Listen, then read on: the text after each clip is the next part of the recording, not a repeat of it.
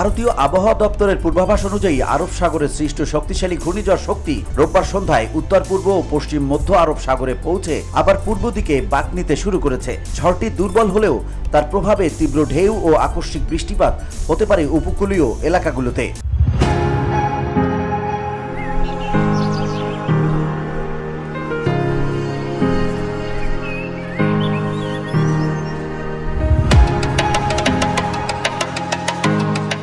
অন্যদিকে ওমানের আবহাওয়া বিভাগ জানিয়েছে ঘূর্ণিঝড়টি তাদের আল সার্কিয়া উপকূলের দিকে ধীরে ধীরে এগোচ্ছে, তবে আজ রাত থেকেই এটি দুর্বল হতে শুরু করবে। তারা বলছে রাতের শেষ ভাগ ও সোমবার সকালে ঝড়টি পূর্ব দিকে সরে গিয়ে আবার আরব সাগরের মাঝামাঝি অঞ্চলে ফিরে যাবে।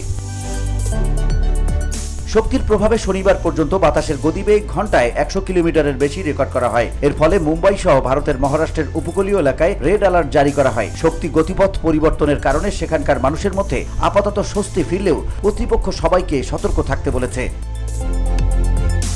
বিবৃতিতে বলা হয়েছে ঘূর্ণিঝড়টির কেন্দ্র ওমান উপকূল থেকে আনুমানিক 100 থেকে 200 কিলোমিটারের মধ্যে দিয়ে অতিক্রম করতে পারে। যদিও এটি স্থলভাগে বড় কোনো আঘাত হানবে না বলে ধারণা করা হচ্ছে, তবুও সামুদ্রিক কার্যক্রম স্থগিত রাখা ও স্থানীয়দের নিরাপদে থাকার পরামর্শ দেওয়া হয়েছে। VOD Bangla news desk.